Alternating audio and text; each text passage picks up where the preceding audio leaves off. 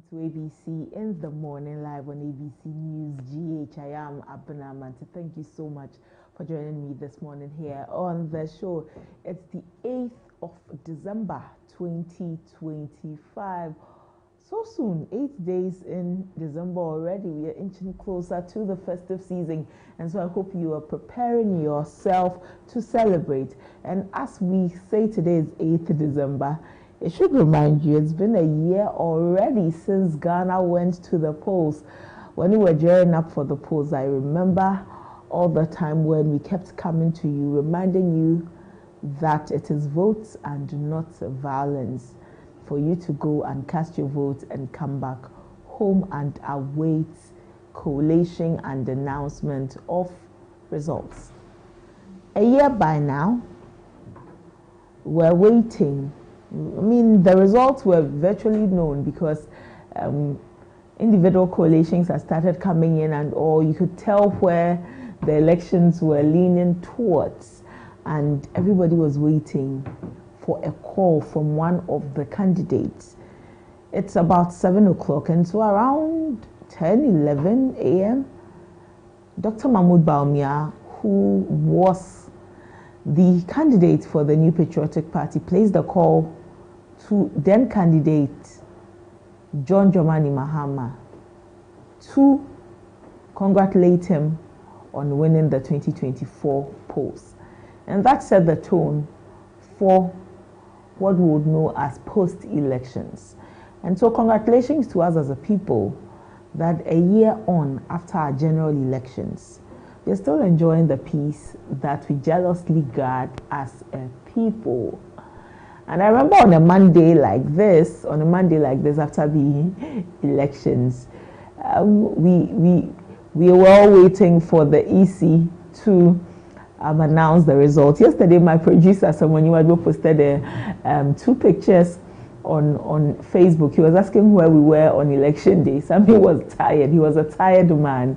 And the entire team that covered the elections from ABC News Ghana did a great job. And so salute to all of the team that covered the elections in 2024, and to everybody, especially those in the media, for making sure that the news got to everybody, and for the peace that we continue to sell as a people, the peace that we continue to trumpet, telling ourselves that peace is the most important, that voting is just voting. It really is not a do or die affair.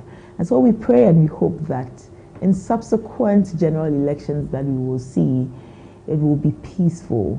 And then we remind ourselves that following the general elections, we've seen some elections take place, the rerun in Ablekuma North and also the by-election in Akwatia.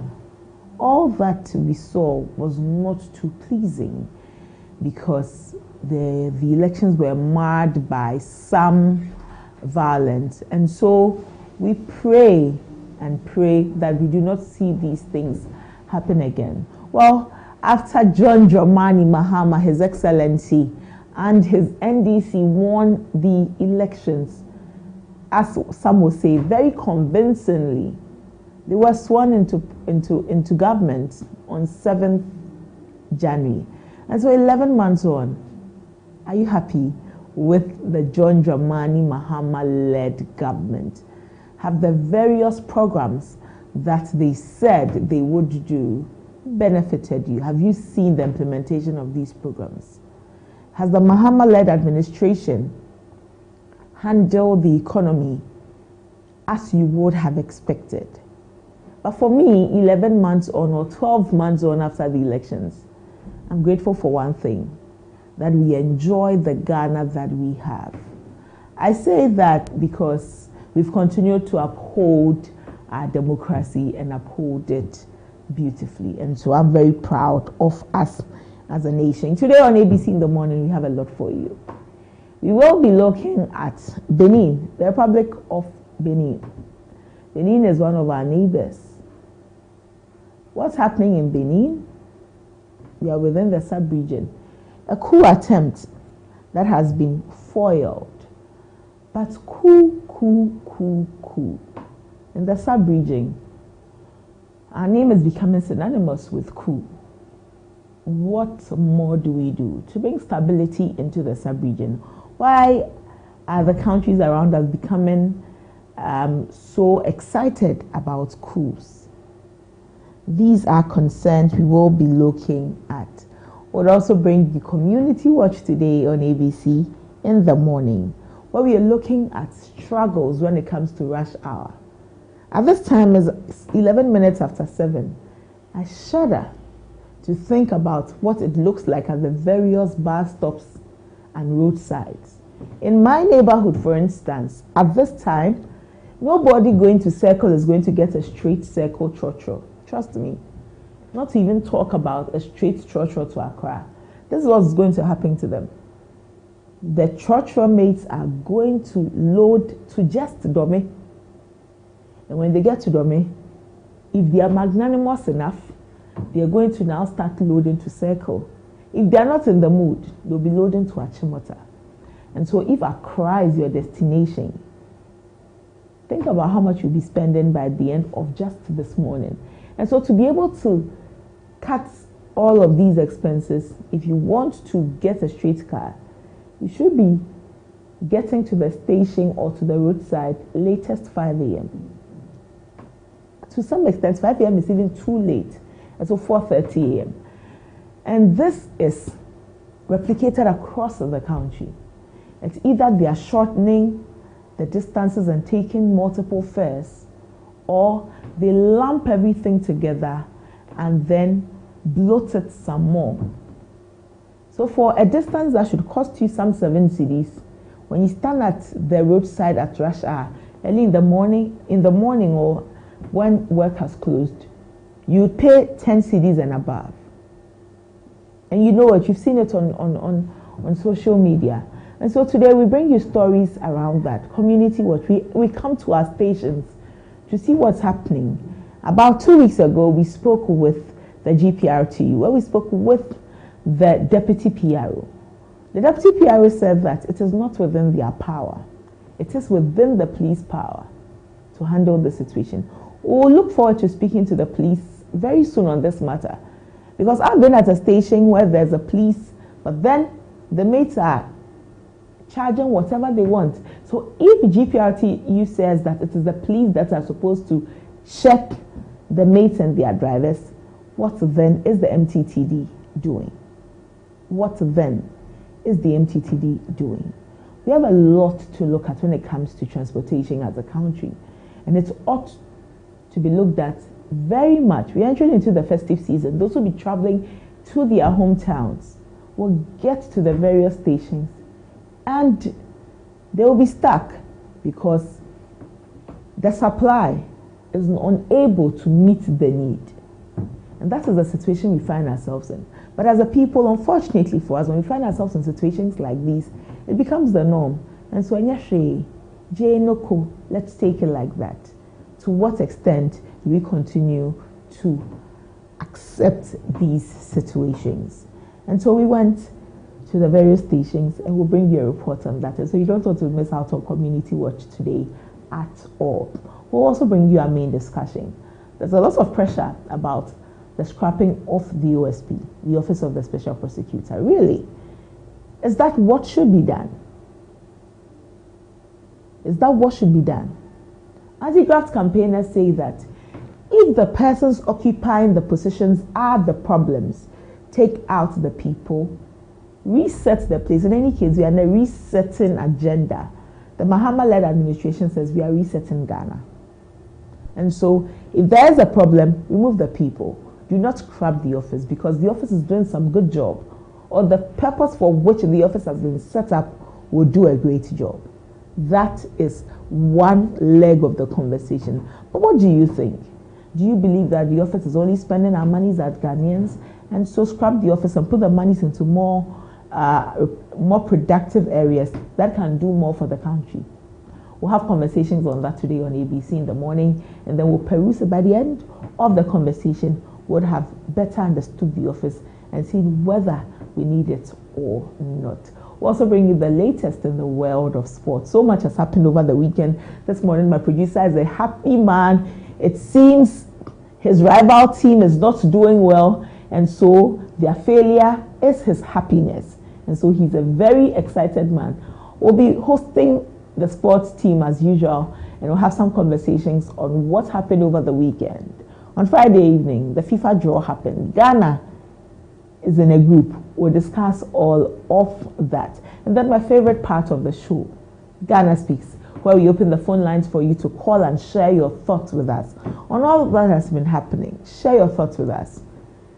1 year since we voted. How is Ghana for you? 11 months since the NDC government was sworn in.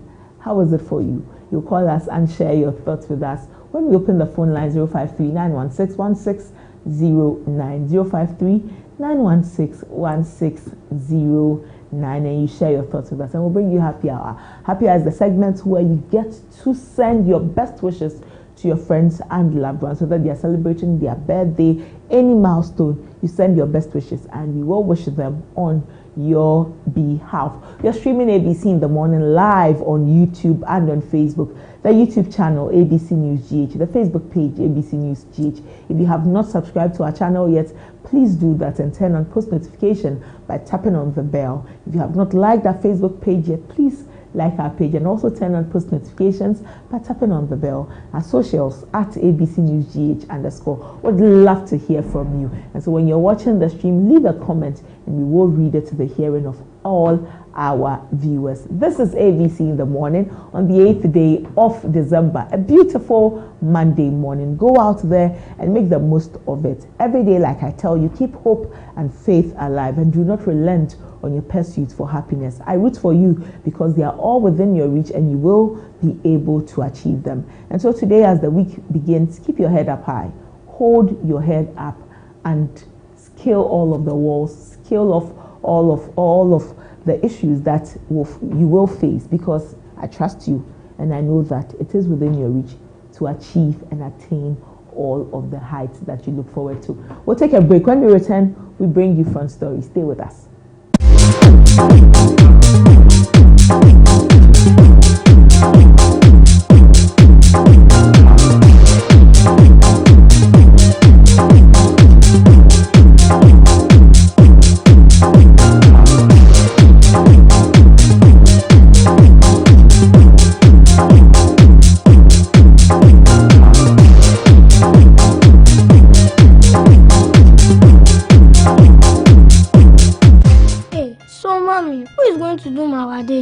Oh, Kwame. You know our secret, right? Yeah. Yes, me. I've got it. Now add your Gino Jollof mix. The perfect blend of tomatoes, pepper, and fine herbs and spices to ensure a consistent taste every time. And there you have it, your original Ghana Jollof.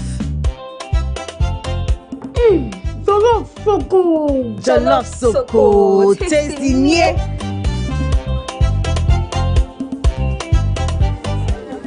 What is going on here? Enjoy Jollof the Ghana way. Gino Jollof is made with the perfect blend of tomatoes, pepper, and fine herbs and spices to ensure a consistent taste every time. This advert is FDA approved.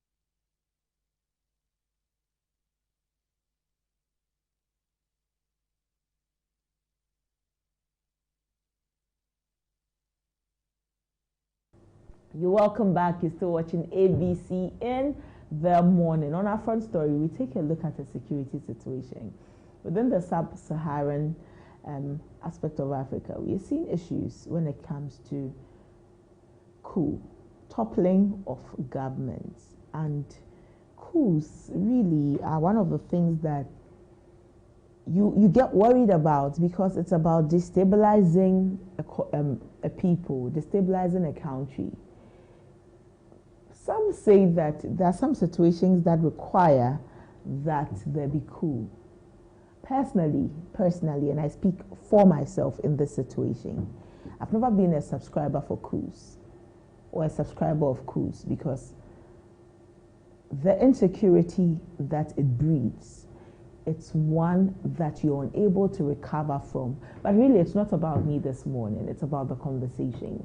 In Benin, yesterday, we saw a video where some military persons had seized or besieged the nation's TV station or the nation's broadcaster. And they were speaking, military persons, they said that they had taken over the government. I saw it and I was quite worried, because what's happening is, and you see that on your screens, this will not be the first time we are hearing issues like this. But not too long after, we would hear that this coup attempt had been foiled. It was not successful. What made it unsuccessful? But the bigger issue is that, why are we seeing too many coups? What is that penchant for coups for which this is happening also in Benin? In the past few years, you could say from 2021 up until now, so within a 5-year or 4-year period, we've seen about 10 coups in Africa alone. 10 in Africa alone. Out of the 10, 7 of them have occurred within West Africa. This is worrying. This raises a lot of questions and issues that we should look at. Well, the ECOWAS released a statement. ECOWAS released a statement on this matter. I would read the earlier statement and then I'll read the second statement. ECOWAS released 2 statements on this matter of coup. Whilst I look to finding the earlier statement, I will bring you the second statement very soon. Just stay with me a moment while I bring you the earlier statement by ECOWAS.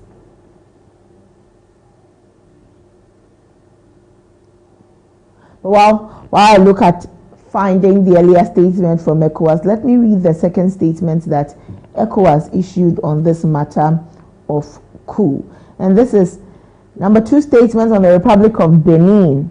Further to its earlier statements on the Republic of Benin, the ECOWAS Commission hereby informs the general public that, pursuant to the provisions of relevant ECOWAS instruments, in particular Article 25E of the 1999 Protocol relating to the mechanism for conflict prevention management, resolution, peacekeeping and security, and 2, after consultation among members of the Mediation and Security Council at the level of heads of state and government. A, the chair of ECOWAS Authority of Heads of State and Government has ordered the deployment of elements of the ECOWAS standby force to the Republic of Benin with immediate effect. B, the regional force shall be made up of troops from the Federal Republic of Nigeria, Republic of Sierra Leone, Republic of Cote d'Ivoire, and Republic of Ghana. C, the force shall support the government and the Republican Army of Benin to preserve constitutional order and the territorial integrity of the Republic of Benin. And this is from Abuja, and it's dated yesterday, 7th December 2025. This is the matter of ECOWAS. It's really a big issue. Coup. Yesterday, it was really bothering, because why are we seeing these 7 in West Africa alone? This raises a lot of concerns. Let's have some conversation. Adib Sani is a security expert. He joins us for a conversation. Good morning, Adib. Thank you so much for your time. Good morning. 10 coups alone in the past 4 to 5 years, Adib. Can you hear me, sir? I can hear you loud and clear. Great. In Africa alone, we've seen some 10 coups in the last 4 to 5 years. And out of the 10, 7 in West Africa. Why this penchant for military rule? Well, for good morning, and thank you for the opportunity. It's a plethora of issues. Some of them are specific to certain countries, and most of them are commonalities amongst all of the countries that breathe coup. A few years ago, when there was an extraordinary summit of ECOWAS in Accra at Kempinski Hotel, I was there. And I spoke with Al Jazeera, and I cataloged some of the issues that we need to look out for. Besides, at the continental and subcontinental levels, we have what we call early warning mechanisms. Even at the CSO level, and as someone who has been within that space for some time, I understand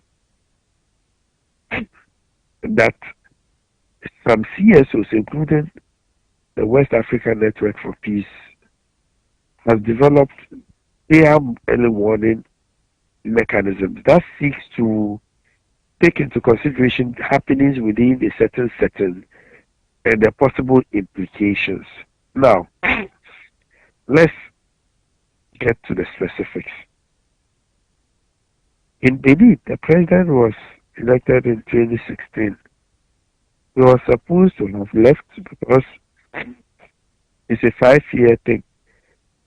But characteristic of some leaders within the continent, the constitution was changed and extended to 7 years. Okay, I think that is not enough. A major opposition party was disqualified. The candidate, I should say, was disqualified. So there was a lot of disgruntlement. Now, those are the specific issues with those countries. Now, we have commonalities. Issues of youth unemployment, issues of bad governance, lack of accountability. Meanwhile, at the AU and even the ECOWAS protocols that seeks to promote good governance, unequivocal, the dangers and unacceptable of twisting the constitution. Okay.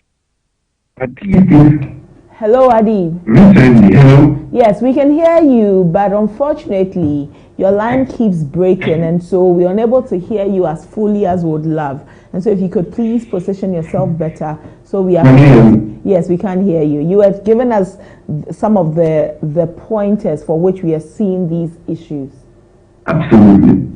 So, like I indicated, at the AU and ECOWAS levels, we have protocols that promotes good governance, okay, and that are supposed to be respected by all member states. And it's categorical about the need for leaders to stop twisting the constitutions or their constitutions to continue their stay in power. Unfortunately, these things keep happening and nothing is done about it. We know what has happened in Togo. We know what has happened in Ivory Coast recently with Alassane Ouattara, and we know how he came to power. There was an election in 2010. Laurent Gbagbo lost. He said he wasn't going to leave. And that was the time a lot of Ghanaians were calling on President Mills to intervene, and he went like the Wufia himself. The country fell into a state of anarchy. There was a civil war up until 2011 when the new forces joined, forces with others back in Alassane Ouattara. He came to power, and he's been in power since. All right. So until we are able to address the deep-seated socio-economic and geopolitical deficits in a lot of these countries, would have the military thinking they are the saviors. And with my analysis, I am not seeking to in any way justify military takeovers. I've always indicated, and my stance has been very consistent for some time now, the military doesn't have a magic wand which they would use to change the reality on the ground overnight. If you look at Mali, Gabon, and some other countries where the military has taken over. Look at what is happening in Sudan. Have the people felt any positive or progressive change in their lives? No. Okay, but what is most important for me is for countries to bear in mind that they owe the people good governance. And when the good governance doesn't come, and there's a lot of disenchantment, a lot of disappointment, a lot of young people without jobs, a lot of violations of the rights of the people, it is definitely a recipe for disaster. One thing that runs through, that is a common denominator or common factor in what you've talked about, is that democracy is broken within the country. But who is stepping up to condemn the broken democracy within the country?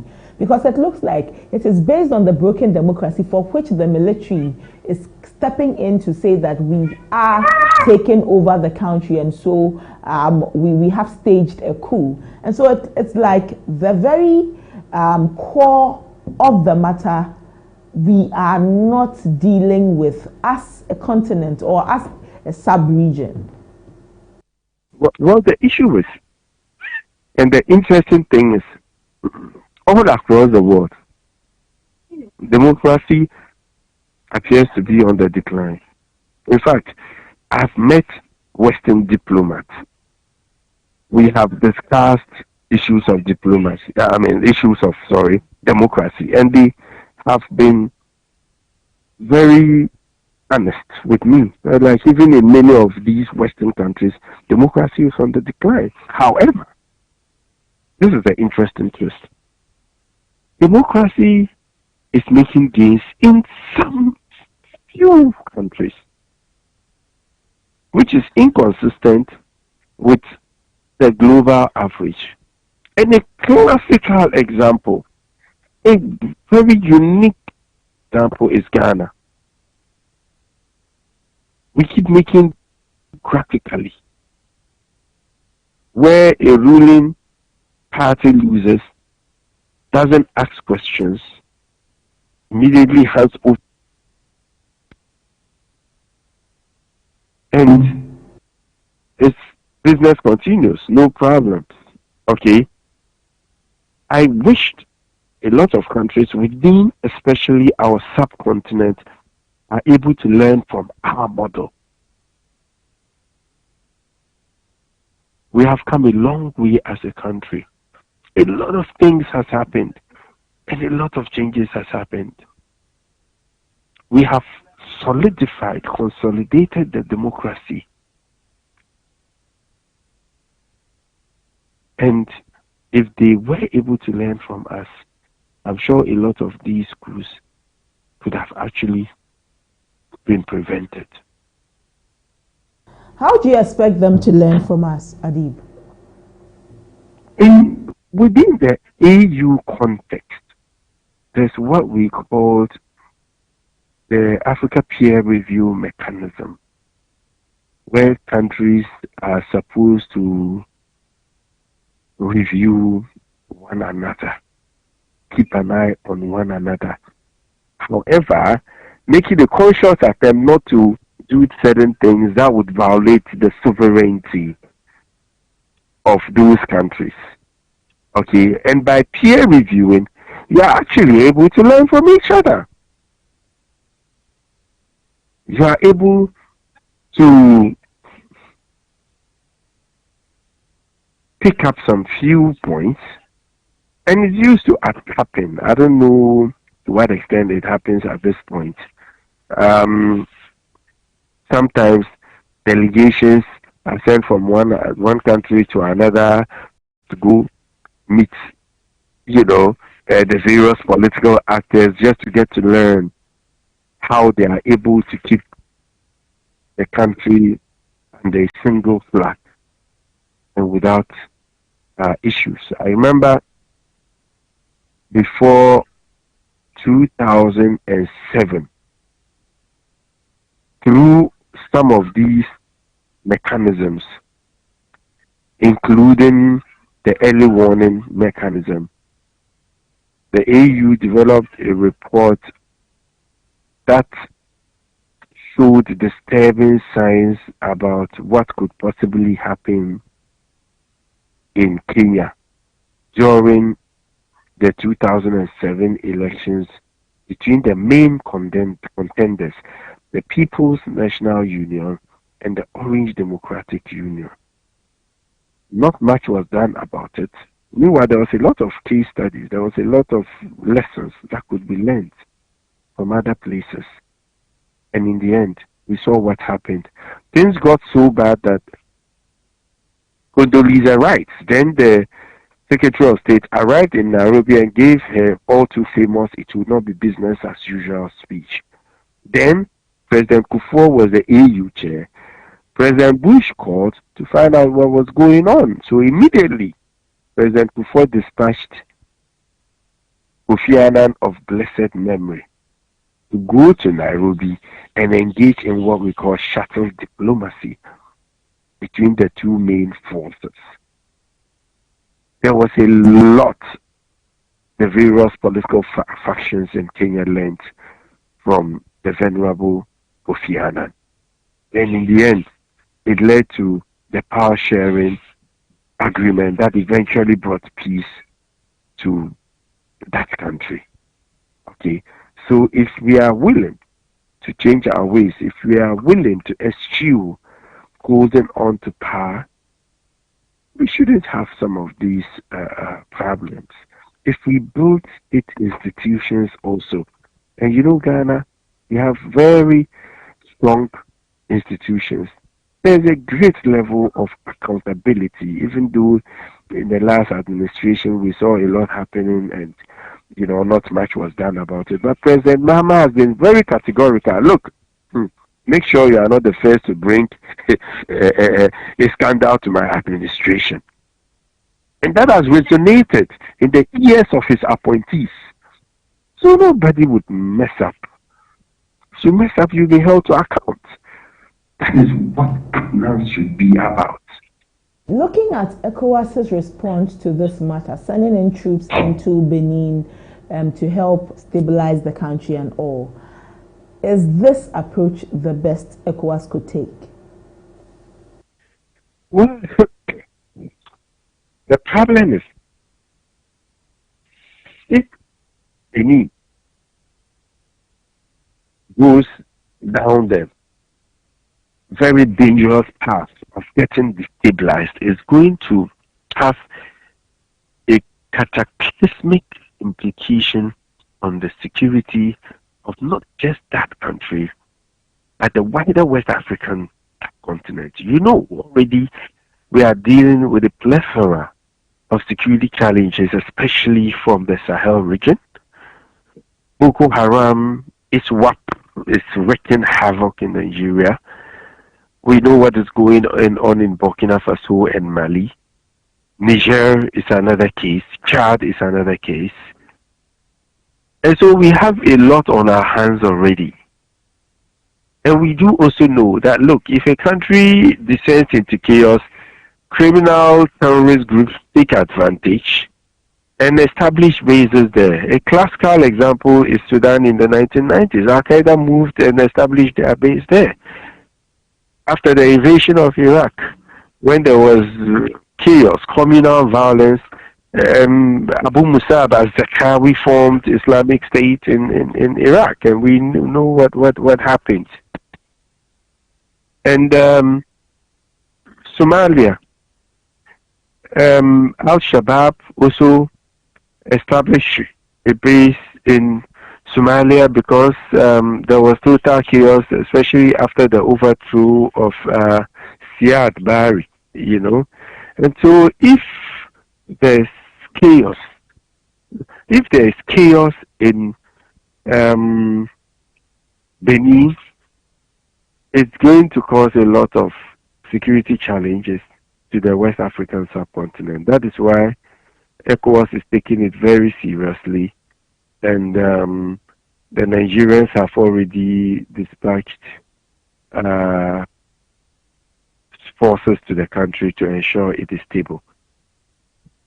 All of these matters happening. A few days ago, there was a coup attempt in Guinea, and there was a coup there. And following that, our government, our foreign minister, released a statement on the matter, condemning what had happened in the country. That statement, Ghanaians piled, a section of the country piled on the minister, said that it was hypocritical of us to condemn one attempt whilst openly embracing a military leader, one who had taken up power through coup, making reference to the president's inauguration 11 months ago. As a country, how do we position ourselves to the rest of the world, to the rest of Africa, to the rest of the sub-region, that we are a country that does not countenance coup? We do not agree with military invasion and takeovers. You don't have to be a country that doesn't countenance coup. You have to be a country that countenances good governance. And that is the secret to the Ghanaian success. Ghana, like I indicated, has come very far. We are a stable democracy in a rather turbulent, sub-region. We have never been attacked by terrorists. There's massive investor confidence in the country. Most of us see ourselves first as Ghanaians before anything else, whether it is tribal or religious.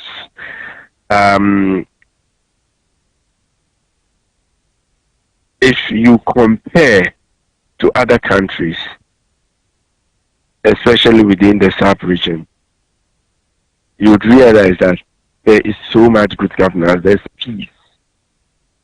That's why a lot of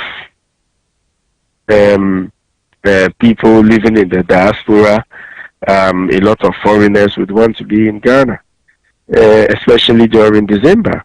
So we are a unique model, but it didn't happen accidentally.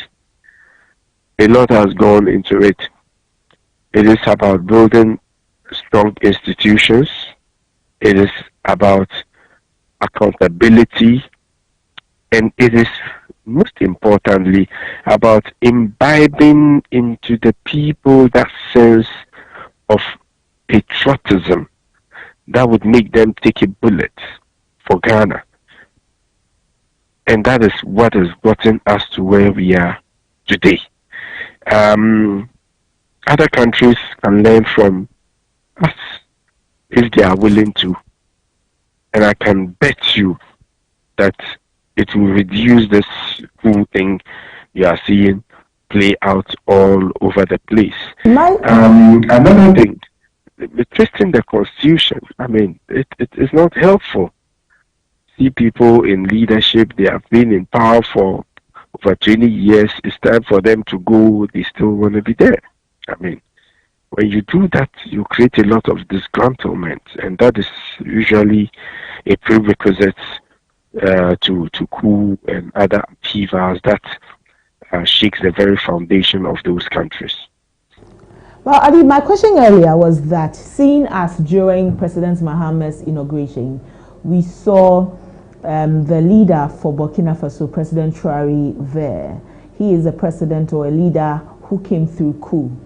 And then on the other hand, Guinea-Bissau also faces a situation of coup, and then our foreign minister is condemning the matter.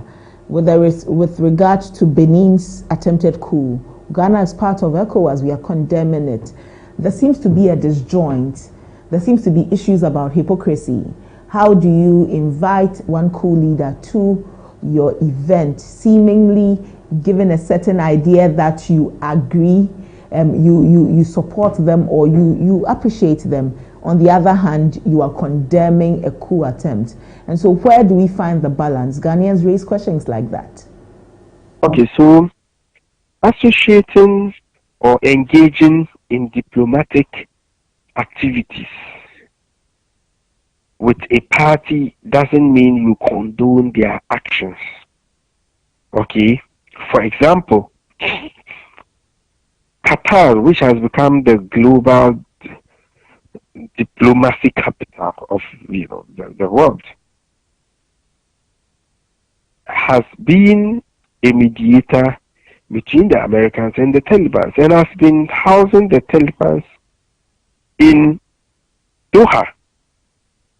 The same can be said about Hamas. They've been housing them just to facilitate the diplomacy between Hamas and Israel. But it doesn't mean that they are in support of what either side might be doing. All right? With Burkina Faso, to be specific, you see, if you decide to wash your hands off, okay, we are not in support of the coup, so do your thing, it's going to have security implications on Ghana. And it is a responsibility of every government to ensure the safety of its citizens. And when it comes to protecting the sanctity of the state, there's no morality. The interest of the state comes first. So we need to continuously engage them to see how we can collaborate to deal with the insecurity issues all around us. And of course, to facilitate their transition, hopefully in the future, into a modern democracy. But you cannot wash your hands off them completely. No. Because it has implications on the whole West African sub-region. That is why it is imperative to continuously engage them and to get to understand what their menacing concerns or challenges are. I remember recently when these countries said they were no longer part of ECOWAS and they were, forming their own bloc. It was concerning, and immediately we activated and engaged them over and over again. You remember when former President Nana Dankwa Akufo-Addo went to the U.S. and spoke about the activities of so-called Wagner in Burkina Faso, and that they were, giving out their services in exchange for mineral resources and all that. It was a big diplomatic gaffe. And the authorities then realized, hey, we have messed up big time. So immediately Nana came. He sent his then National Security Minister to Burkina Faso to engage them. And later he himself went there. You see, even though it's a military regime that is there. And when President Mahama came, and the interesting thing is, most of the leaders within the sub-region have so much respect for President Mahama. Okay, his aura when they are around him and all that. So if President Mahama also decides that, hey, because I'm not in favor of coups, I don't want to talk to you. No. That is not the way things are done.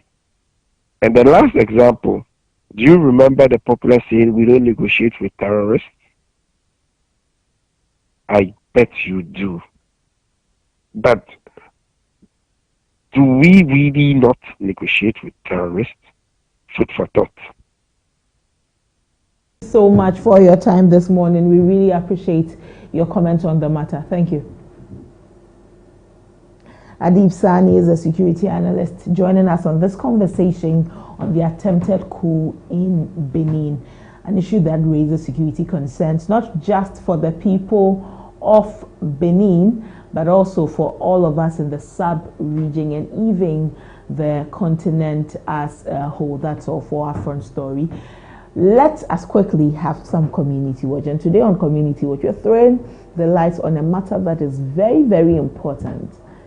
Commuters always complaining that they have to spend so much money on transportation, especially at peak hours. Khadija Isifu, my colleague, went out to some of our busy bus stops to see how it feels, how it looks like when it is peak hours, and how commuters struggle for vehicles. Let's take a look.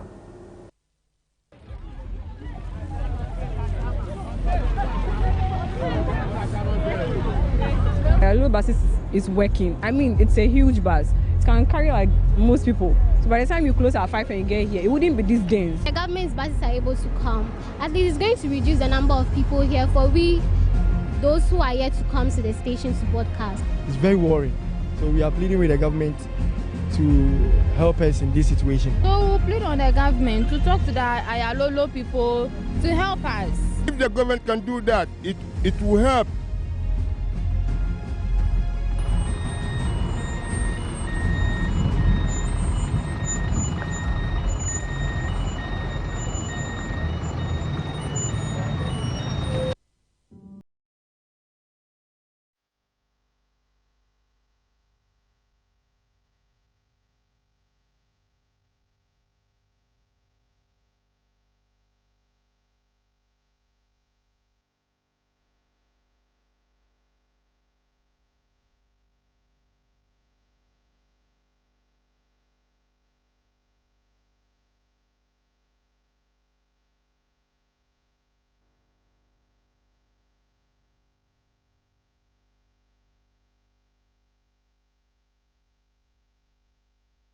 At sunrise, Accra awakens to a familiar struggle, a daily battle not for survival, but simply for a seat on a bus. For hundreds of workers, students, parents, and traders, the day begins not at their destination, but here on the roadside, waiting. Every morning across the capital, the story repeats itself. Crowded bus stops, long queues, and frustration etched on the faces of people who have been here far too many times. For some, the wait stretches from minutes to hours. They come early, they plan, they sacrifice sleep. Yet the buses they depend on are too few, too full, or too unreliable. The days I'm supposed to go work, I'm supposed to go very early. I will leave around 4 o'clock. But if I'm not careful and I wait up to 6 o'clock, it will take me more than maybe an hour by the roadside to be able to get a car.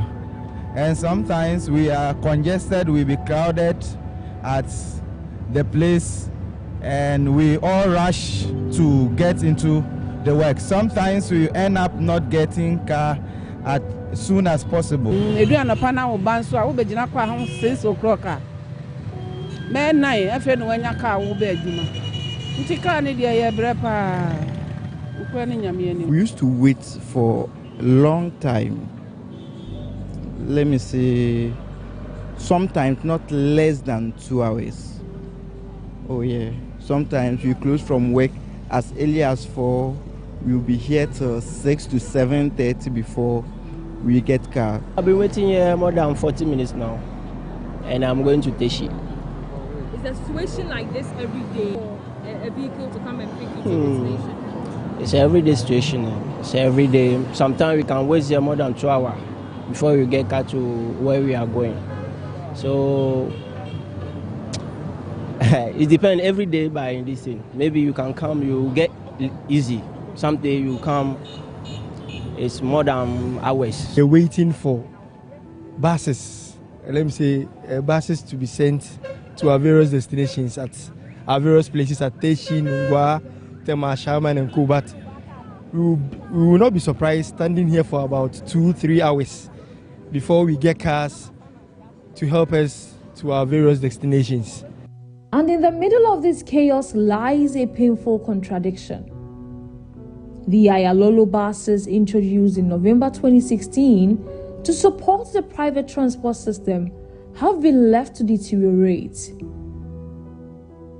The public relations officer of the Ayalolo Bus Rapid Transit System, Justice Safo, however, rejects these claims, insisting that the situation is not as commuters describe. There is this perception that most of our buses are packed, and it's quite baffling because we operate about 150 buses, and over 100 of them are currently on the corridors operating.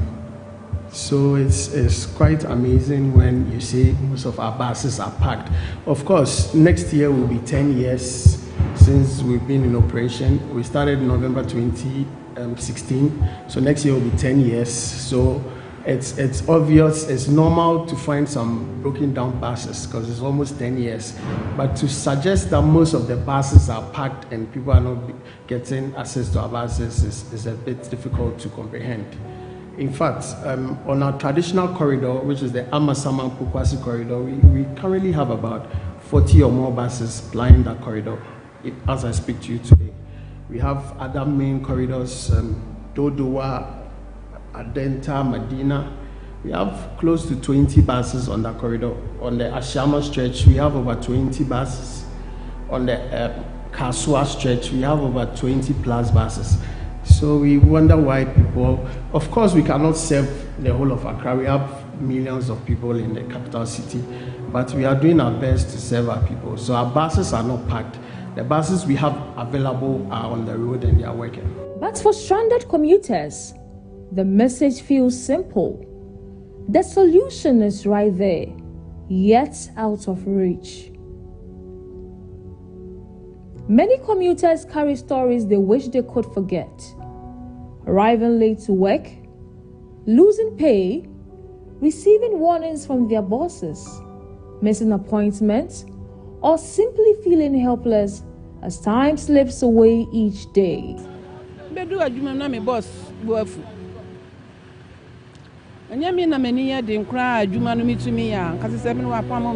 Because of me late.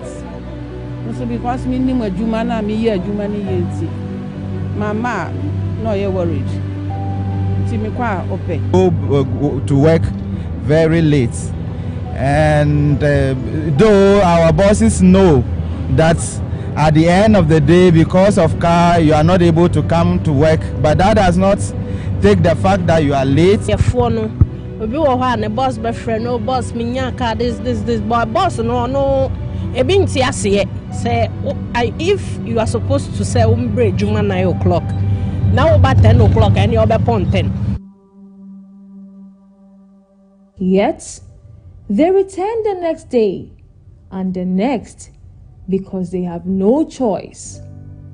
When a vehicle finally pulls up during rush hour, commuters describe the scramble as survival of the fittest. And then you really have to fight for the car because the moment you try to relax, it means you'll be here till like 10. And after fighting, you can get home around 9 to 10. So if you are here at 10, you can do the math and see when you reach home, like 11 thereabouts. Right. It's very terrible and horrible. Because when, let's say, a bus comes and let's say there are about 100 people trying to make their way into the bus, let's let me outline some things that happen. People get hurt. People's things are stolen in the course of they rushing into entering the vehicle. If you no fight, you no get. You have to fight to get your place, or you have to fight to get the car, because you can wait here before the car will reach there. Before you reach there, now it full up. Then you have to be waiting more than before another car will come. So it's not easy. It's not easy. It's not. It's a struggle. It's a struggle that you have to fight before you get inside the truck. You see a lot of people running towards the car, and then you might get hurt, you might get cut, and some of the cars are not even good. So they might cut you, and then you have to go to the hospital for tetanus and stuff, which is very bad. The morning when I was coming to work, someone was robbed. Yeah, because the person was fighting for a car just to get to work. It's too bad. Very, very, very bad, to the extent that we sometimes lose our phones and other stuffs. It's our survival of the fittest. Yeah, you have to rush for the car. Very difficult for class. One might assume that with so many stranded people, ride-hailing drivers, Shaxi, Bolt, Uber, Yango would see booming business. But the reality is more complicated. It doesn't impact our sales because the sales there, it depends. It depends. For the sales, it depends when it's rainy. It's only when it's rainy. That's when people will start ordering boats and other online apps. So that's the only thing that impacts our sales. But when you see, let's say, rush hour, you see a lot of people stranded, standing on the road waiting for cars. That's trotro. Because taking trotro to their place is less expensive. So you see most of them stranded at the roadside, and that makes it difficult for boat and Uber drivers to get passengers. During rush hours, prices surge. Private transport operators say these increases are often pushed by passengers themselves, who plead to be taken to their destinations at any cost. Yana, before no police no more. Yana high, so I say because I want no parking be anyhow. But I would not see the plan at all. So I just say no parking be anyhow no. And I'm lemon just baby no parking in just a cage out. It's not my drivers for me a cars and they blame Pehoko. It's not sometimes they don't know when it was a good run apart. Sometimes you do an apart by a cosadia and you'll be anyhow inclusive and any normal for 6 seats. With too few commercial buses serving hundreds of commuters, drivers say they understand the frustrations, but the overwhelming demand puts pressure on them. One bus conductor called for more Ayalolo buses to be released on the roads. Moshana Ayalolo buses. I'm going to be good. When high because we can say any back of so I say in pardon and inside Benku Dali Fan sanity it's in any would you man Sabeka so I say as I do my phone a bit because we are baby or quite human especially Caswafo through Sekoa was a dream almost didn't probably be 25 cities 20 cities because I can't. When the day finally ends, the city rewinds into the same struggle. Now with tired bodies, restless crowds, and frayed patience, vulnerable students are caught in the middle, going home late only to wake up early for the same ordeal. It's very stressful. My leg is always aching me, and I don't get enough time to learn when I go home. Sometimes we come and reach at like 4 o'clock. Before we get car, it's almost 6. Before we reach home, almost 8, 7.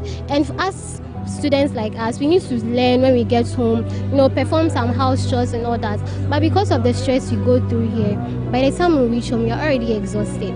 Before we even think of performing our chores, then we are like, I don't even know how to put it. So for learning part, yeah, learning is out of it. Yesterday I was here and then I left around 8, got home around 9. I was so tired and I had paper today. So I couldn't learn anything. This morning when I was coming to, I suffered before I get car this morning. So I got to school around 7. I was able to learn a little bit before our paper bam. Usually it's really hard to get car here. To close at 3:40, but I got car around 8. And people, you're going into the car to, people will be pushing you. Some you use their elbow to be pushing you on my chest. People were pushing me like this. The morning, many will wait for hours. Some give up and walk home. Others squeeze already overflowing vehicles. And the lucky few get free rides from generous private motorists. The state transport operator Ayalolo says it has heard the concerns. Its private relations officer assures that efforts are underway to reposition the buses, improve peak hour operations, and make the system more reliable. You are saying it's become viable now. It's something we can look at. And so to our cherished customers and commuters, they should know they are the reason why we are here. We are concerned about their movement, and we will do everything possible to deliver a service that will be convenient, a service that will be reliable, and a service that will serve them. So we will also consider expanding our routes and going to the other areas that you are talking about, because for now it's obvious that we need to expand our services. So that's what management is currently looking at. With the new management headed by lawyer Awudu Dawudu, they are committed to expanding the service and making sure that our coverage areas is widened. Hopefully next year. This year is almost done, so hopefully in the first quarter of next year you will see a lot of expansion. A promise of hope, but one that commuters say they have heard many times before. In a growing city, transport is more than movement. It is dignity, opportunity, and the simple right to get to work and return home without suffering. For thousands in Accra, the journey each day is more than a commute. It is a test of patience, a test of endurance, and a desperate hope for luck. So the system catches up with the people it serves. The battle for a seat will remain a daily struggle in the hearts of Ghana's capital.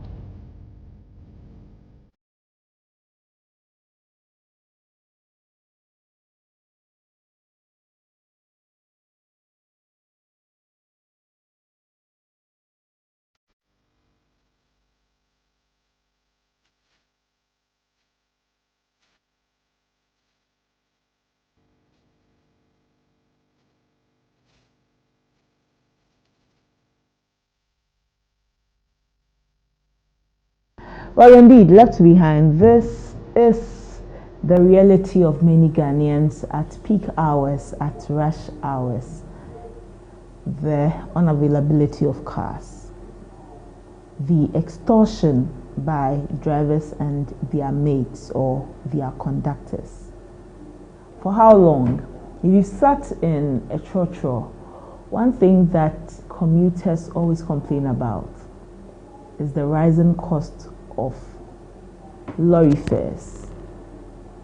When they calculate, you sit in a trotro and you hear commuters calculate, passengers calculate how much they spend on fares, and they ask themselves, are they going to work to afford transportation? Because that has become the reality. This is a very important matter, this matter of transportation. We really need to look at it. How many people can afford taxis? How many can afford the ride-hailing apps to hail a ride? the commonest and more affordable one, churches. But now, churches have become very expensive at peak hours. Just try and see how it feels for commuters. We thank Khadija for this story. We'll be following up on this the more, but this is Community Watch. If you want us to come into your community, you get in touch with us via our socials, or you call us on 053-916-1609. Let us know what's happening in your community, and we'll bring it to the attention of the duty bearers. That is all for Community Watch. We'll take a break. When we return, we will begin with our main discussion for the day. Stay with us.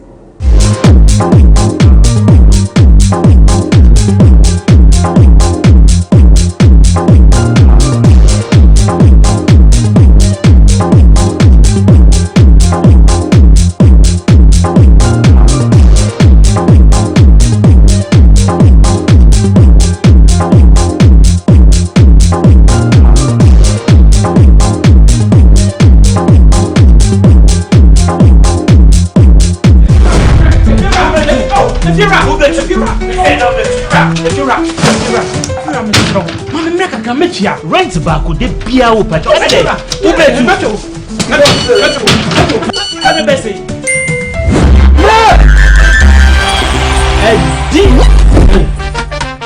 Come on, come see you. Wait, this guy. My friend, see before. It's the Telecel Too Much Money promo. Win cash daily, weekly, and a grand prize of 1.2 million Ghana cedis. Just reload or buy a bundle with Telecel Cash to earn points and stand a chance to win big. Dial *500# or visit the Telecel Play app to opt in and start winning in the Telecel Too Much Money promo. Terms and conditions apply. This promo is regulated by the NLA on the Caritas Lottery platform. When is campaign? If you're a baby, many schedule no. If you know, meto etiaka. Inti ene, uno ba no mpe baby amobeda. Oh, no abeka. You did too much money. No matter. Telecel, connecting energies. Hey there and welcome to Streets with Day. On this episode, we are at Circle going to ask people a few questions about the new products of Gino. Stay tuned and follow me. Pacho, you say? Okay. Inti, your first question, one say, we should Gino adverts now. Omo nyumbi ende no omo kan bibi wo ho omo kan dey no ma Chris hi ananya no mabon 3 sentences 3 words wetin ya ka atwem Gino bibi wetin ya ka atwem oh let me know na pacho untimi nka Gino me too bad anyway na nure bi kakla. Wow, I love Gino. I can't miss this one. Is Gino pepper and onion? Yes, that's correct. So here's your gifts for it. Wow, thank you. Hey Gino. Tomatoes paste. And yeah, the onion, na pepper wom, bibia wom. What the budget love na ko here. Gino, we go budget love. Gino. Perfume rice. I perfume rice now. Different ones, Saba. Aye. But we tomato paste near there, Gino. As for that, the perfume rice. No papa ni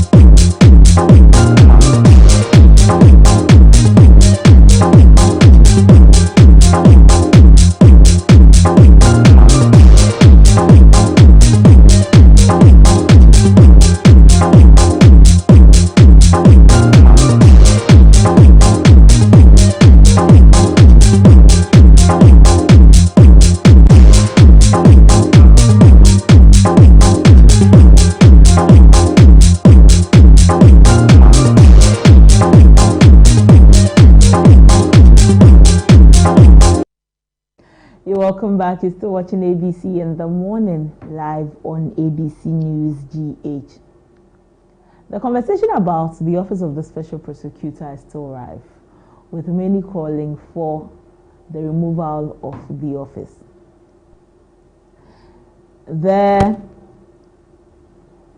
Those for the abolition of the office say that this office has not made any impact, any positive impact on Ghana, especially in the fight against corruption. They believe that the Special Prosecutor, Kisi Ejabeng, has been overstepping his bounds. He's been abusing his office, abusing it by his conduct in the office. And so they believe that scrap the office, abolish the office, remove the office. Last week in Parliament, Majority Chief Whip Roxy Nelson Dafemepo raised concerns about the Office of the Special Prosecutor. He made reference to the invitation of Martin Pebu and the matters that arose there. And so for him, remove the office. The Speaker of Parliament, Alban Bagbin, also believes that the office is not really necessary, and so it must be scrapped. Not only that, President John Dramani Mahama has received some petitions for the removal of the EC chair and her deputies and the Special Prosecutor. And so as it stands, some petitions against the Special Prosecutor, Kisi Ejabeng, have reached President Mahama for forwarding to the Chief Justice, and then decisions will be taken from there. And so the Special Prosecutor, as the year comes to an end, is really under scrutiny. His office also under scrutiny. We'll have conversations on this matter. For you, do you think that this office should be scrapped? Anti-corruption campaigners kick against this crusade of removing this office. Today also on our main discussion, we look at government, the NDC government, the Mahama-led administration, 11 months on since they were inaugurated. 11 months on in government. Joining us for a conversation this morning is Janet Nabla. She is the founder and chairperson of PNP. And also Dr. Samuel Efriye, senior lecturer and political scientist at the Kumasi Technical University. Lady and gentlemen, thank you for your time this morning. All right. Mr. Nabla, if you could please turn on your microphone, would be glad to hear from you. Doc, can you hear me, sir? Okay. Well, so we'll be speaking with Janet Nabla and also Dr. Samuel Free. Can you hear me now? Yes, I can hear you, ma'am. Thank you so much for your time this morning. Thank you for having me. How is PNP doing? Oh, by God's grace, we are fine. It's not easy, but we are propping up with the start. Mm-hmm. Well, let me just pick a few thoughts on PNP before we go into our conversation. We know the NPP is actively working towards 2028 to unseat the Mahama, the NDC government. For you as at the PNP, what are your plans also for 2028? Let me greet you and your viewers this morning. We are also preparing. We are going on a nationwide tour very soon to check on our party officers, what is going on and other things. So we will be moving very soon. Okay. It's not easy, just as you have said, we need to make sure that we put things in place. When they talk about political parties are supposed to be formed to help the people. That is what politics is all about, to make sure that the needy, the vulnerable are elevated. That is what we should be looking at as political parties. But you know, there is people now run into politics because they think it is an avenue to be able to make money. And it is a very bad narrative. So whilst we go around, we will try to talk to the youth to disabuse that mindset that politics is a place whereby you should join to be able to make money. This is what is killing Ghanaian politics, that have made a lot of corrupt people to run into politics, and now we are having difficulties in our political dispensations. Okay, we'll come back to looking at politics. We'll peruse the NDC government's 11 months in government. But let me start from the angle of the Office of the Special Prosecutor. A lot of people are calling for the scrapping of this office. Majority Chief Whip spoke in Parliament concerning the way the Special Prosecutor and his office are conducting themselves. The Speaker of Parliament himself has also weighed in on this matter. With all that is happening with Kisi Agyabeng and his office, are you of the view that this office ought to go? Let me greet you again. I don't think so. I don't think that the office should be scrapped. It's true that Kisi Agyabeng, there are problems when you look at the way he ran that office. You know, you are an independent investigator. You even though you were appointed by a political party, you are supposed to execute your work independently. Then we saw that immediately NDC came into power, he started behaving as if he was a member of the NDC, doing so many things to the opposition NPP members, just maybe to please the NDC people. And by doing so, you don't even know that this NPP and NDC, they are not they are not enemies. These people are friends. When they go to radio stations, television stations to talk, after they are done. Can you hear me? Yes, I can, ma'am. Or after they are done with their political discourse, they go into same places to relax, to laugh, and to go through their tongues. And while they are going through whatever is happening, and your name pops up, and they realize that you have been feeding this person with information and blah, blah, blah, they discuss it among themselves, and they see you as a traitor. If you do your work independently, no one will take you to a beer bar, no one will take you to a relaxing place to talk about you. But Kisi Agyabeng did not do that. He started running the office as if he was running, he was part of NDC, it was an annex of the NDC. And that is the reason why he got himself involved in these problems. Because the people that you thought you were doing things to please, they are also scared of you.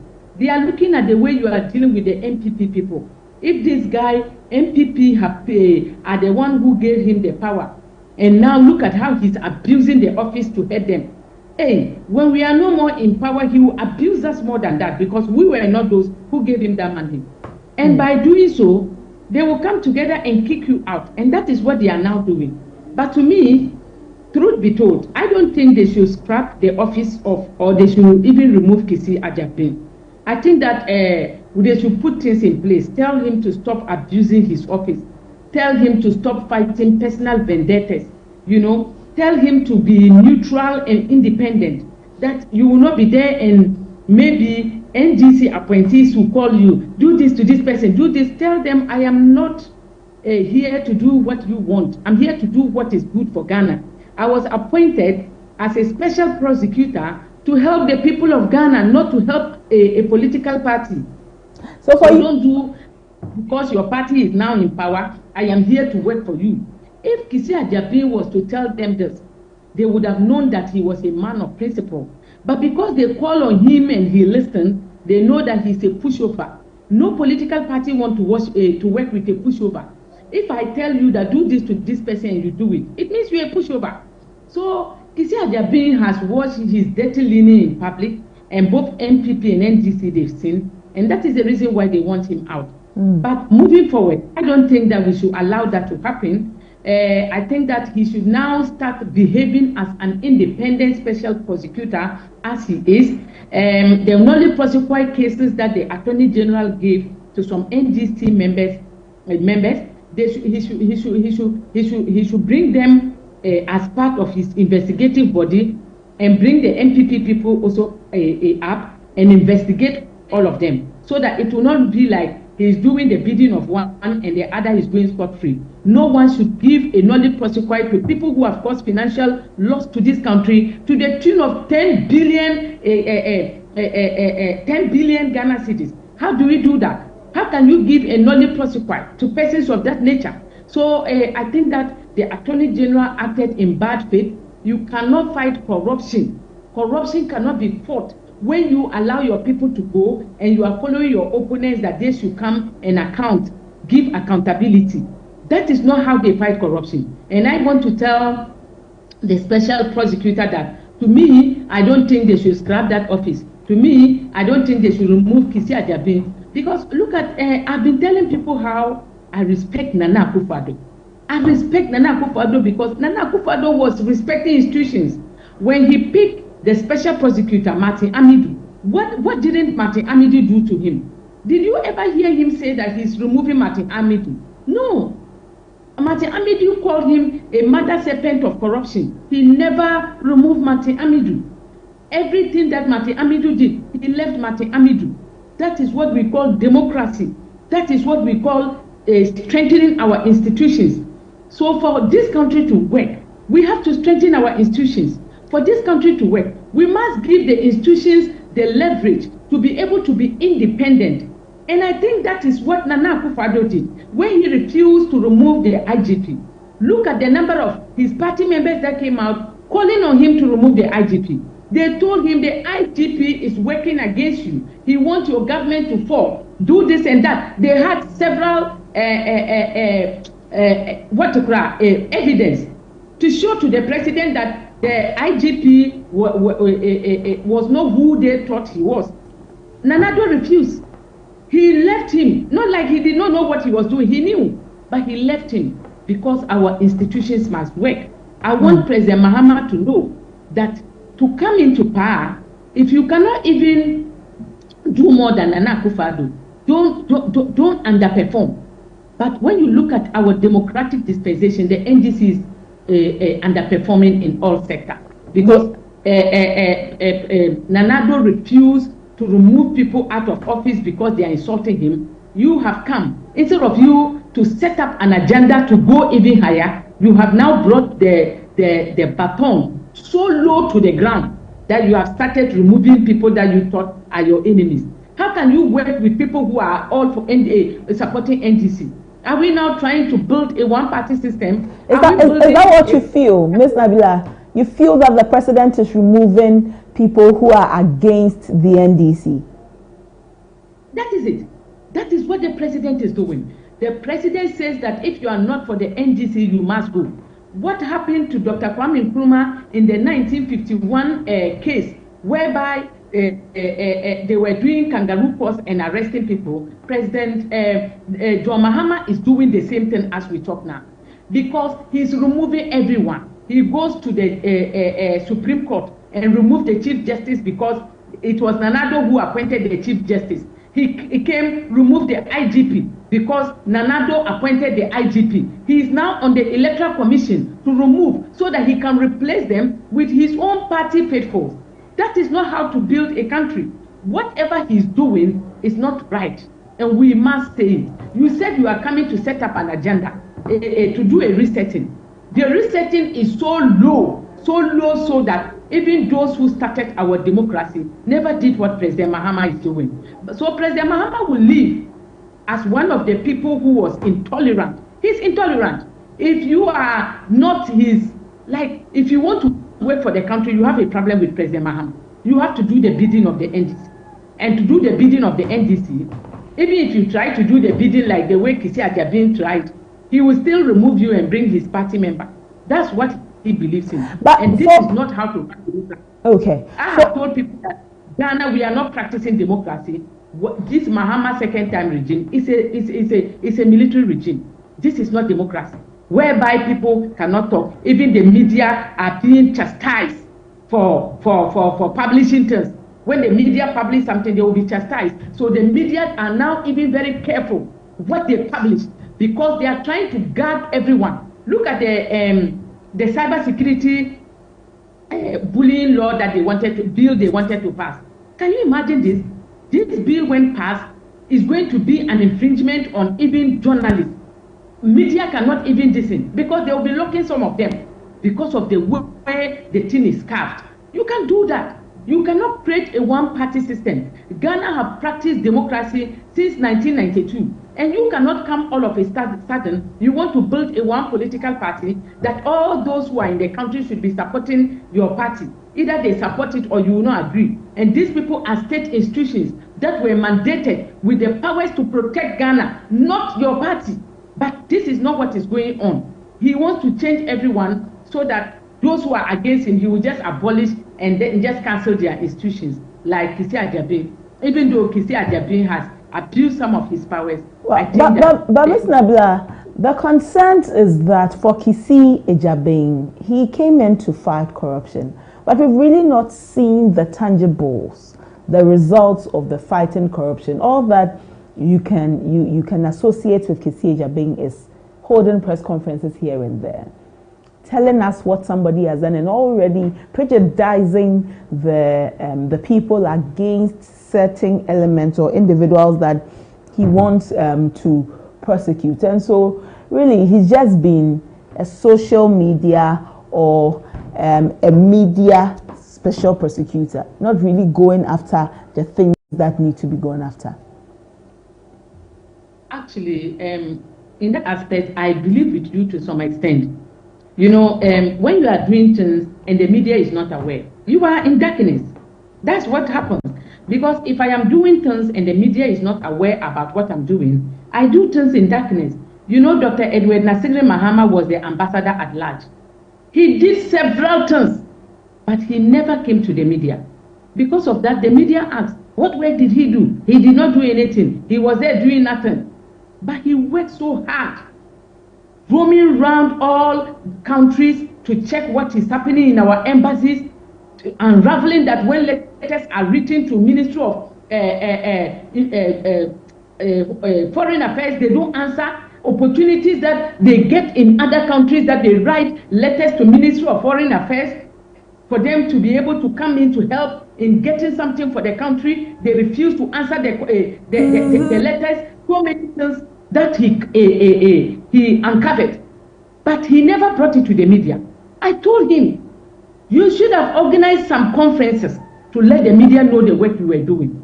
That way, you expose people who refuse to respond to messages in the Foreign Affairs Ministry, and the media will run after them. But because you did it in the dark, the people won't even work. Because when you employ someone in this country, you need to look for another person to do supervision on that person.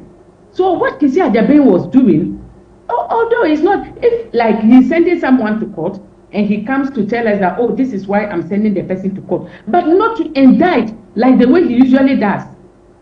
Even trying to prevent the person from responding. When you respond, he says, so you responded. Then he started bringing, those are childish things. You know, childish things that we need to let him know that this one, don't do it.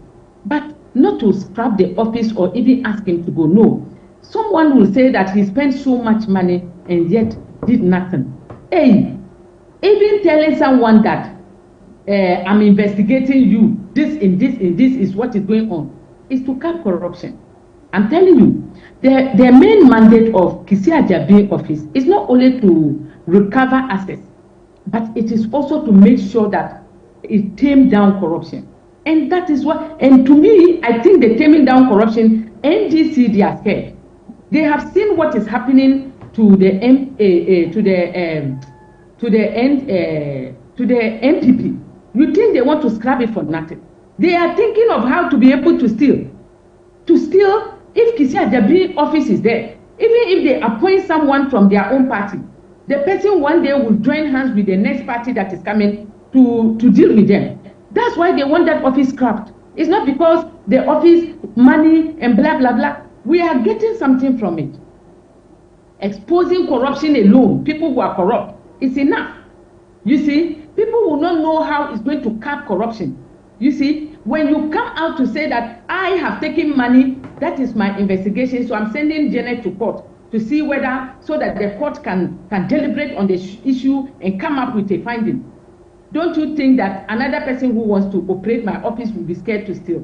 So to me, the money aspect should be taken away from that office. The hidden things that it is doing, you are not seeing it.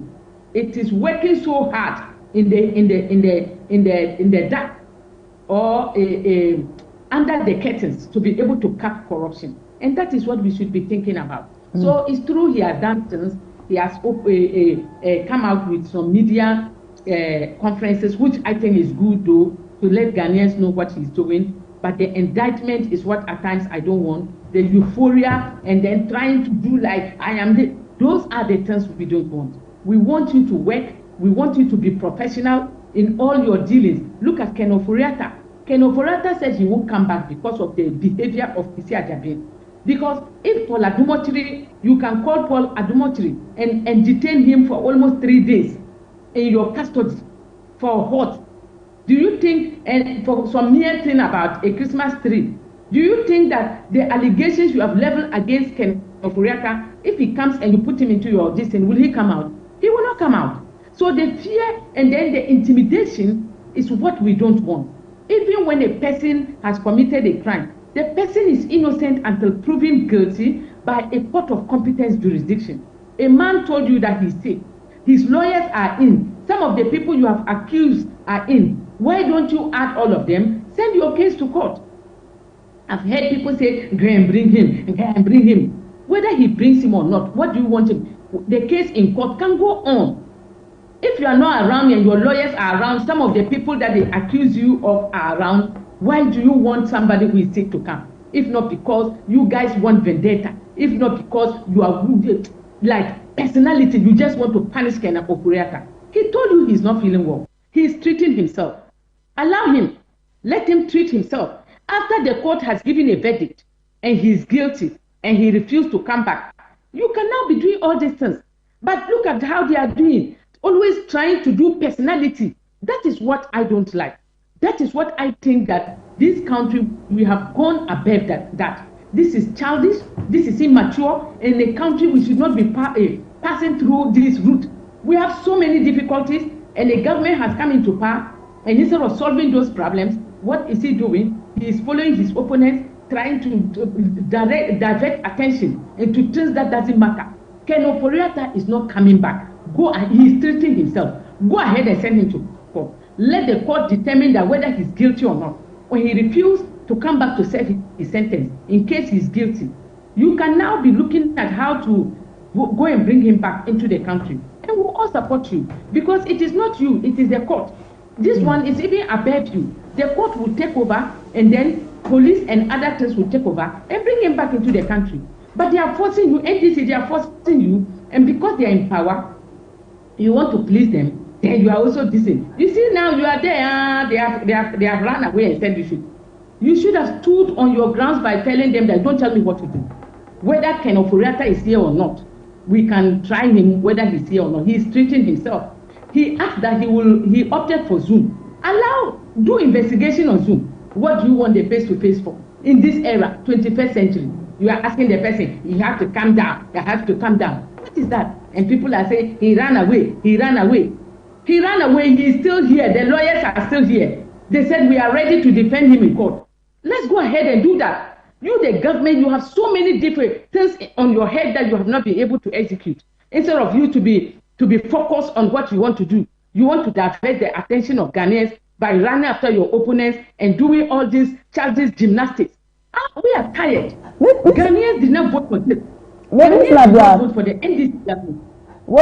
You say that government wants to divert attention. This brings me to my next conversation with you.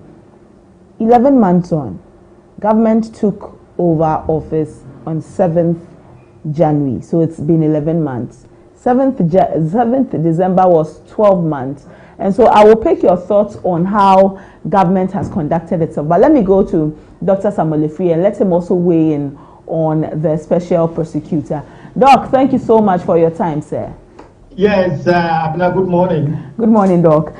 Doc, there's a lot of pressure that the office of the special prosecutor must be scrubbed Kisie Jabeng is not fit for the office, and the office itself is not even fit for purpose in fighting against corruption. Really, should we be looking at scrapping this office at this point? I thank you very much, and special greetings to your viewers and also your online listeners as well and viewers as well. You know, Special Prosecutor OSP has been in the news, and it has been in the news because of non-performance and the way he has been handling his issues, the Oforiatta issues and corruption cases. I think he has not been handling things well. You know, I was one of those people that has been accusing him or allegedly thinking that he's not doing well.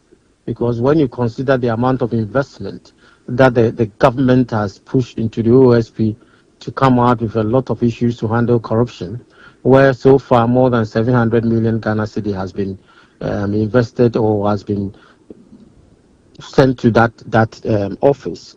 At the same time, the 2026 budget has been allocated of 160 million Ghana cedi. And when you see the outcome, when you see the results, maybe you just want to go to their website, kind of the way they are judging their performance, thinking that they have done well. But at the same time, on the other aspect, you know, the Ghanaians are the best judges to determine whether they are performing or they are not performing. I think in the case where the GRA and the SML issue, where he has been using Oforiatta as one of the things to bring him down and that kind of thing, and later you realize that things were not done well in relations to with the Attorney General office. So it seems that he has not been fought with in terms of his cases and evidence.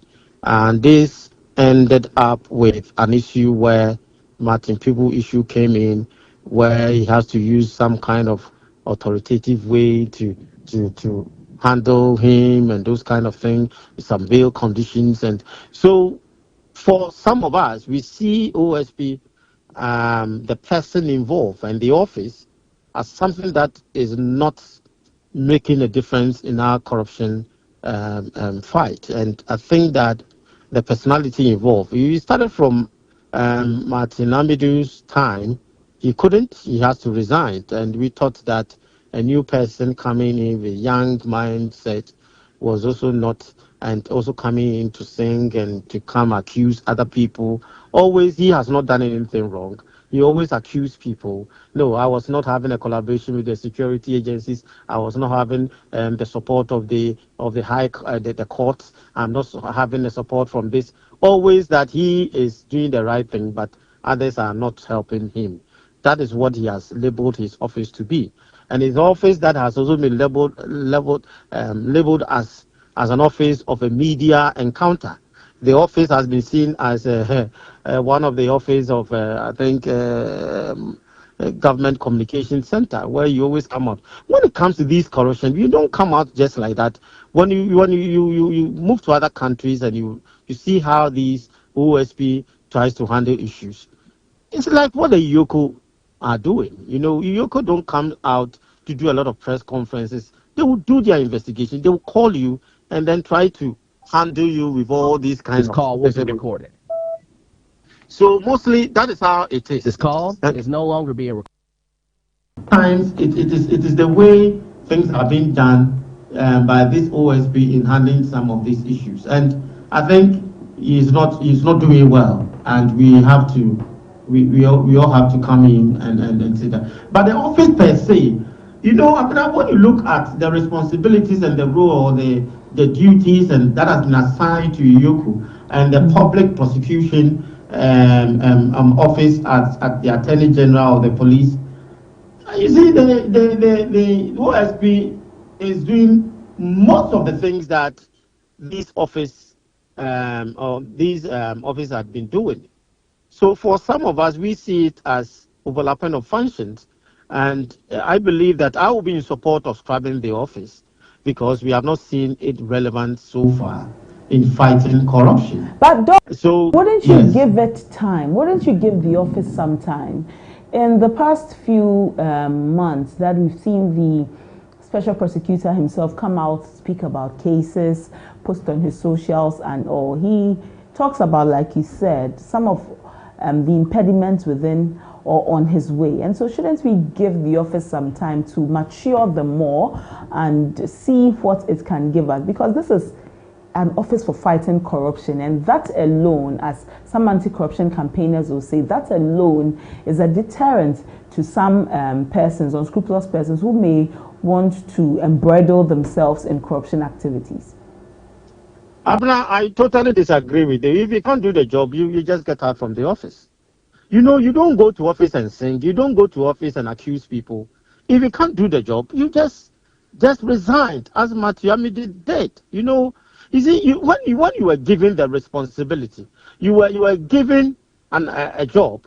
You went through the various kind of responsibilities that would be assigned to you, the rules, the package associated with it, your office, your cars, whatever that would be, and you sign and agreed that you do the job. So what kind of complaint is that? Some of us, we are not given responsibility to come and complain to us.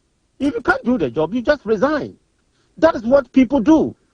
So if you have that issue about complaining, the office has been complaining too much, has been talking too much, but nothing comes out of what he's doing. You know, and that is what, you see, I am one of those people. Just look at Iyoko. Iyoko don't talk. Iyoko goes with evidence, prosecute people, send people, and then do. That is what we are expecting OSP to do. Is it as if that is competing with those offices? And that is what the problem that we have with him. He himself has to set up and do the work. If he knows that the kitchen is hot, then you get out. That is all. You cannot tell me that you are the only Ghanaian that can handle the office. We are more people who are capable, can handle these corruption things and whatever that is we are talking about. If President Mahama, excuse me to use that word, God forbid, is no more, another person will come. So he should not see himself as somebody that if he's not doing it, we are talking about it, we are saying that he can't do it, so he has to get and whatever. If he can't do the job, step aside, let someone come and do it. It's a public service. It's a public service, Abena. He has no excuse. Don't he receive his pay? As a lecturer, if I go and don't do my work well, I'll be called by my VC. They will write a report. You have not been doing this and that and that. And when promotion comes, they will not promote me. So if we are doing an assessment, you cannot tell us we should give you time. Were you not ready? Weren't you aware of the situation before you went to do the OSP job? That's what I'm saying. If you go into it and you think you can't do it, Abena, he has to stop and resign. That office is not for his personal assets or whatever that he wants to do it. So you have to resign. Say that you would say you are in support of the petition that has been presented to President Mahama for the scrapping of the OSP. I support everything. I think there are 17 that I have heard.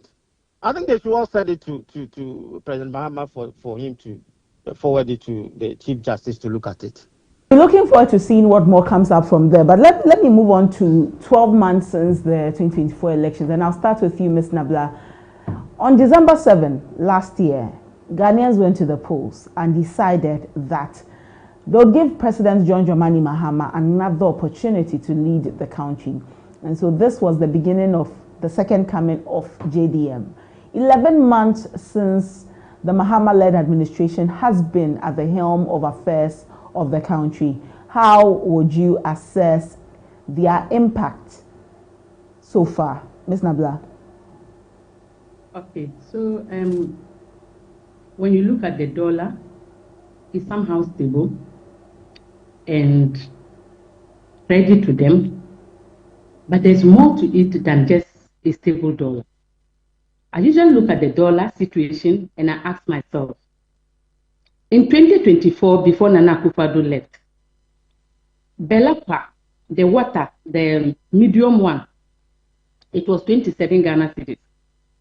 And the dollar was $1 to 16 cedis. And today we have $1 being 10 cedi or 12 cedis. And Belapa water is about Belacqua is now 35, 36 Ghana cedis everywhere you go. Then you ask yourself, what is making this Belacqua water to go up like this? Because the reason why people usually increase prices of goods and services, they tell you that it's because of the dollar to CD ratio. That is because of it. When the dollar used to go up, prices of goods and services in the market will go to the extent of contemporary was 20 Ghana cedis, 1. Today, the dollar is down, and yet prices of goods and services in the market are still escalating. So my question is, what is happening? Milk, which used to be 7 cedis, 99 pesos to 8 cedis during the Nanado's era that the dollar was 16 cedis, dollar is now 10 cedis or 12 cedis, and milk is now 11 cedis, 12. Some people are selling 12 cedis. Idle milk. What is the problem? What is causing these hikes? So you can see that when you look at the living condition of the ordinary Ghanaian, we are worse off. Because the salary that they have, when you look at the amount of money we are holding, and then you look at the prices of goods and services that we have to pay, our lives keeps on depreciating. And you see, that is the reason why the PMP in 2024, we were campaigning on price control. And people were asking us, price control? We said yes. Well, we're still having some conversation. Janet Nabila is the founder and chairperson of the PNP, weighing in on the Muhammad-led administration, 11 months on. Would do well to establish contact with her so that she can continue with her submission. We seem to be having some network issues in establishing contact. We'll be speaking also with Dr. Samuel Efriye. Doc, I come back to you. 12 months ago, Ghanaians went to the polls and voted, decided that the NDC should take over. President Mahama has been in office for 11 months. How would you assess his work so far? You know, Abra, when it comes to the performance of President Mahama, we can have in a different form.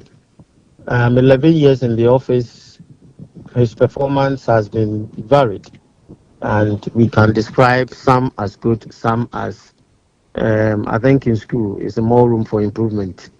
When you have your results, you see some session, the comment side from the headmaster says more room for improvement.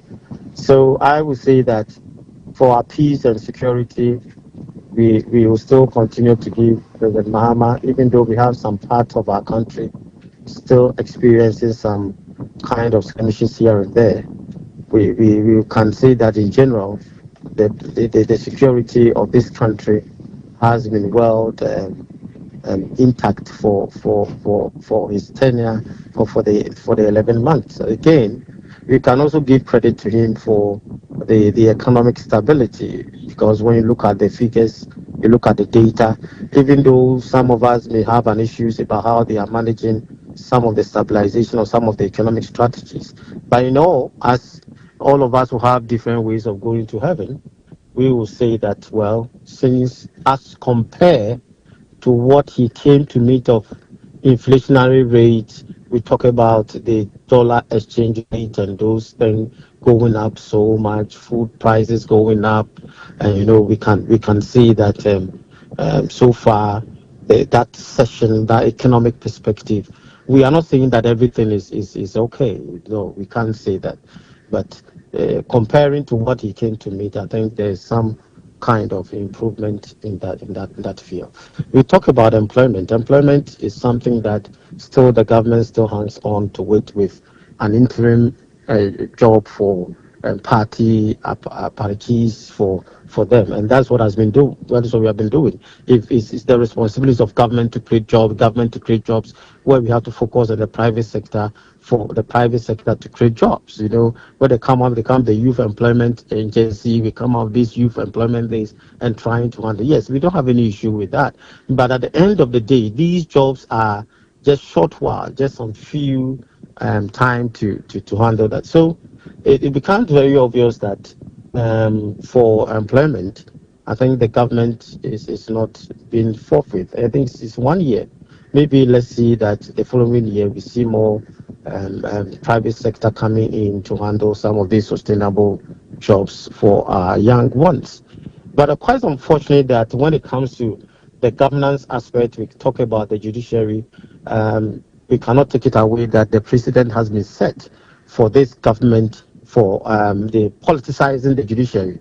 It was there. We have these NDC lawyers, MPP lawyers, fine. But at the end of the day, you realize that the issue has been politicized in such a way that immediately using the right procedure, a CJ has been removed. More than 100 judges has been appointed within the various levels of the judiciary. And you know that some of these things, the timing creates perception, the procedural creates perception.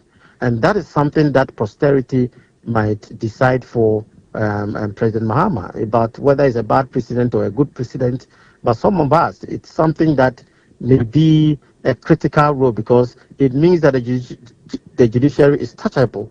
And every leader that comes in, a new leader, will tend to ensure that they will touch or they will do something with the judiciary. That is what I also have a problem with that. For Galamsey, I'm sorry, the Galamsey issue has not been well dealt with as promised by President Mahama. They are all doing flip-flop kind of handling the Galamsey issues because the allegation of party members being part of it, those authorities being part of it, the NIMO's job that they are doing is just a surface. They are just handling it within the short terms. But the sustainability of solving these issues, because most of these party members have gotten themselves involved in order to recoup some of their investment that they have put into these government campaign or the party campaign. You see some of them doing it and getting involved. So Galamsey is an issue that so far the president has not been fought with, because the passion that they used against Bernardo to able to handle Galamsey is not the same passion that they are using to fight Galamsey when they got power. So, in all, we can say that the president cannot just say that everything is rosy, but so far, so good. And the other aspect that posterity will judge the president is still on, and we are all hoping for the best for him. But Doc, when you talk about the Chief Justice's issue, the question is, if petitions against the OSP and the chair of the EC are worth looking into, what makes the Chief Justice's matter more peculiar that we need to raise so many concerns about with how the president handled the matter? Chief Justice is a third arm of government. ABENA. It is not electoral commission. It is not a police service. It is not OSP. Sometimes when people compare, I have a little bit problem with that. Is it easy to remove Speaker of Parliament or the President? Is it easy to remove? So if it comes to a process where there's a laid down procedure, but that procedure could be abused, be politically be used, and that is what has happened.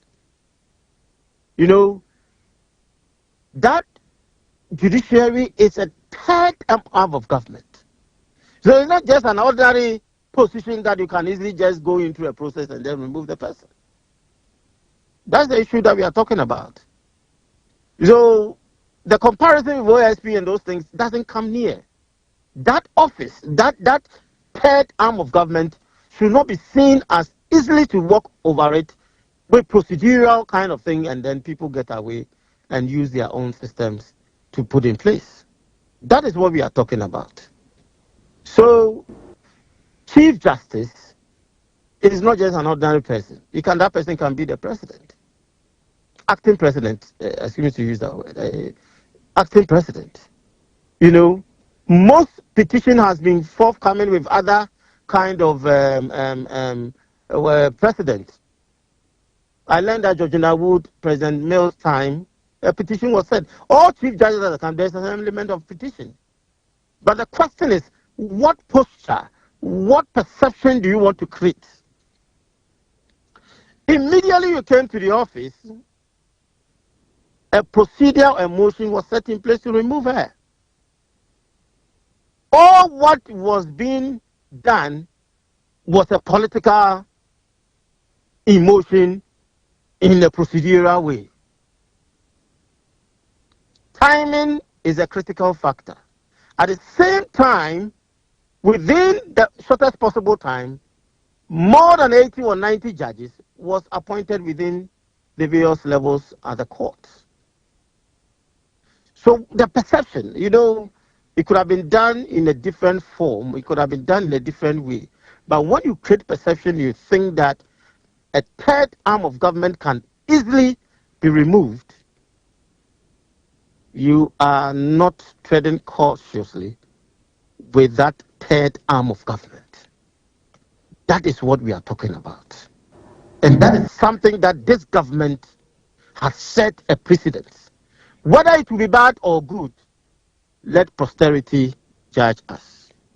Let posterity judge us. Doc, I'll come back to you and I'll pick your final thoughts. Let me go to Madam Janet Nabla. We lost her while she was sharing her thoughts on the matter. Ms. Nabla, you were talking about the cost of products in the country, even though the cedi is performing better than it was a year ago. Yes, I was just talking about how prices of goods and services in the market keeps on escalating. During the 2024 elections said if we come, we will bring something called price control. And the reason was simple. We realized that Ghana, we needed a deliberate act to be able to reduce prices of goods and services. If not that, because we claim we are running a free market, people do whatever they want. But even in America, a free market is not being run. When we talk about essential commodities like food, drugs, rent, water, electricity, and other things, government tries to bring something called price control to moderate them. So how can a third world country like Ghana, with the number of poverty that we have in this country, be claiming that they are running a free economy? We saw that this was not right for a country. And the reason why it is the consumer that is always the hardest hit is because subsequent governments did not take deliberate act to be able to make sure that we put a price control mechanism in place. As we speak now, people who are into selling things have joined groups and they form associations. The associations are supposed to usually allow them to make things better. But this is not what is going on. In Ghana, people form associations to increase prices. So tomato sellers tell you that let's sell our tomato, the paint bucket, let's sell it for this. So anywhere where you go, the purchasing power of the consumer has depreciated. We don't have purchasing power anymore. We always have those who are selling, coming up together to form unions to say that it is either price or this price. You can't buy it anywhere. You go to buy shoe, and the shoe price is the same thing wherever you enter, because they have met and came up with an agreement how much to sell it. So any government who comes in and doesn't look at this issue, it's not a government Ghanaians should be voting for. That is what we preach for in 2024. And I heard President Mahama said when he came, immediately we came out with it, and it was just making headways. He came out to say that he will also practice price control on rent and other things. He's here. Rent, look, prices of rent, people who, in fact, I have people at my website telling me that